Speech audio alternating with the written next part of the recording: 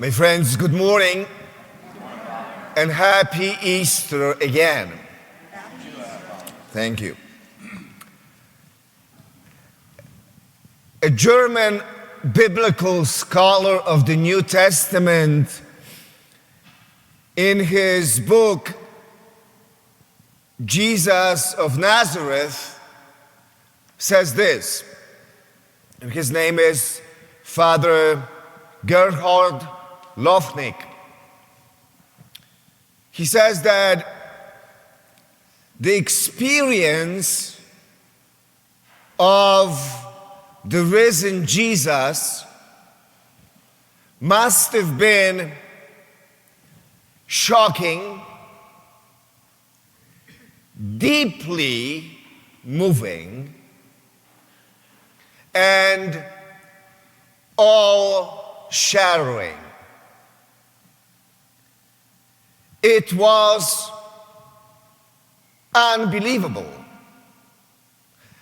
Unbelievable as amazing, and unbelievable as not easy to believe in.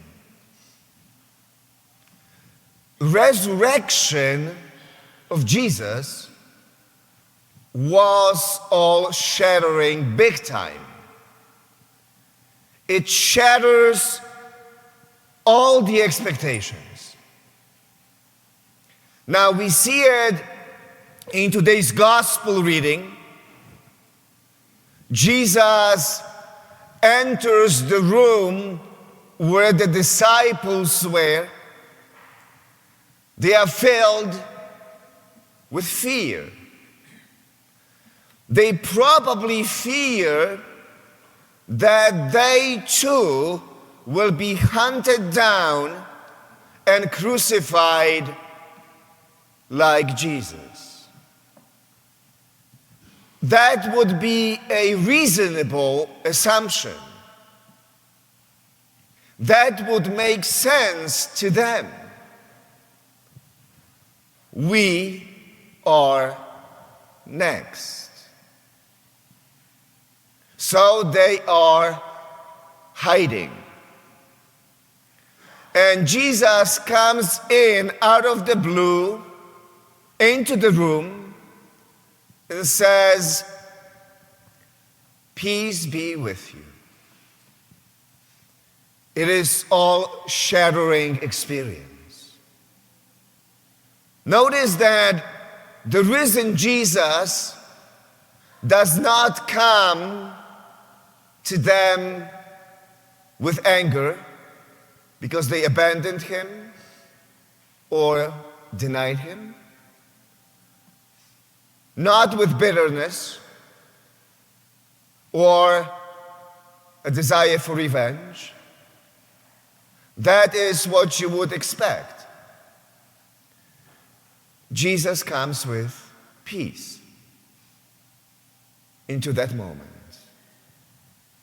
He simply says, "Shalom."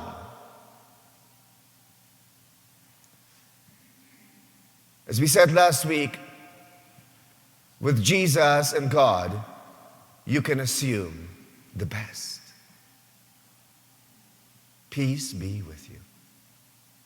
Now, one of the disciples is missing. Thomas, also called Didymus, which means the twin.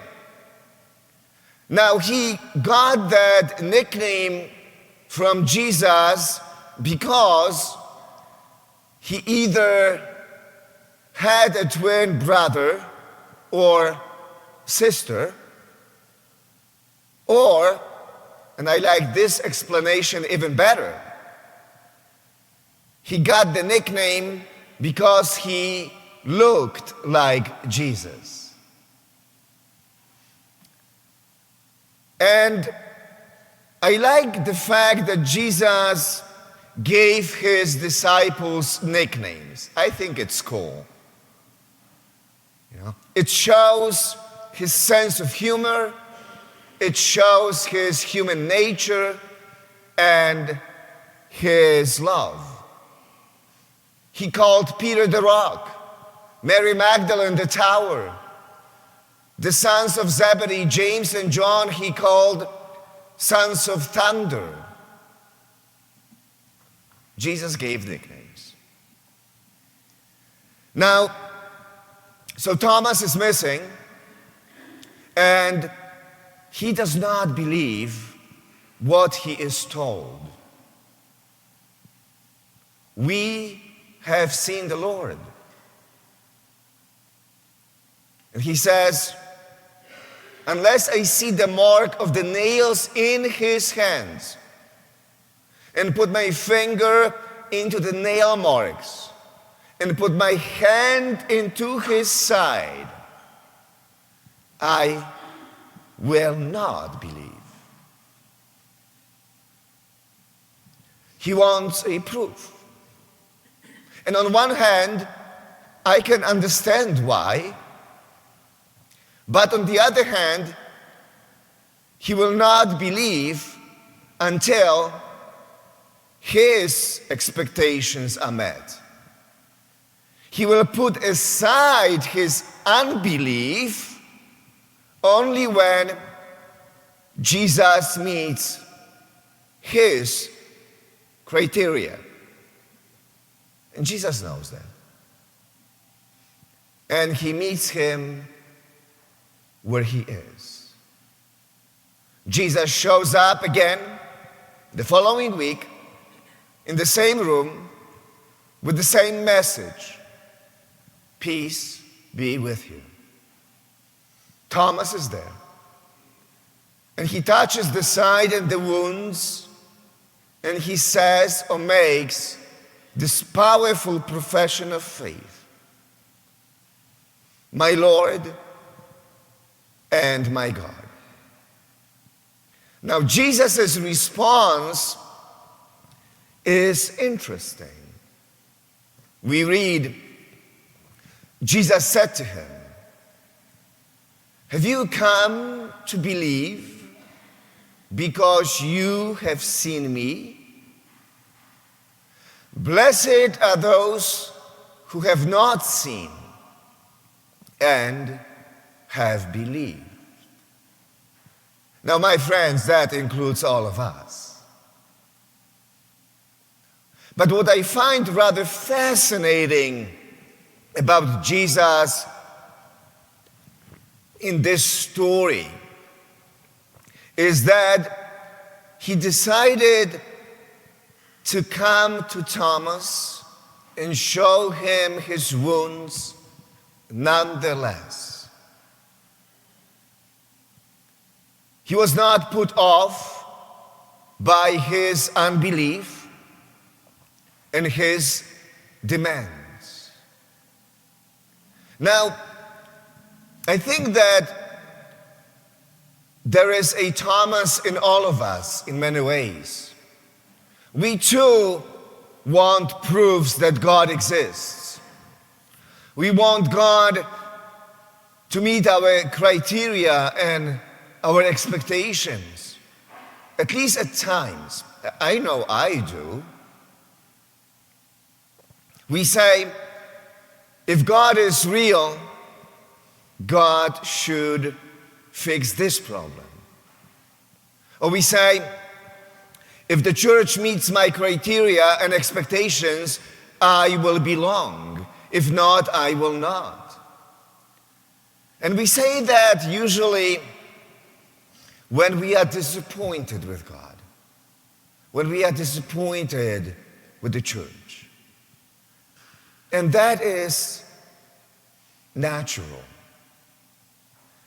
And I like the fact that Jesus does not hold it against Thomas. That is love. That is mercy. To me, in conclusion, there is a hidden message in today's gospel story, and a hidden question in the words of Jesus when he says, "Blessed are those who have not seen yet believed." I think we identify with Thomas because on many levels we all struggle in faith and with belief. That's part of the journey. But the question is this: can we believe in God even when God does not meet our criteria or conform to my expectations?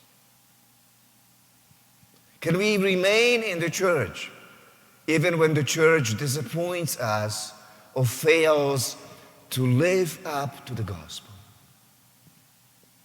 Jesus says, "Blessed are those who do remain. Blessed are those who do believe."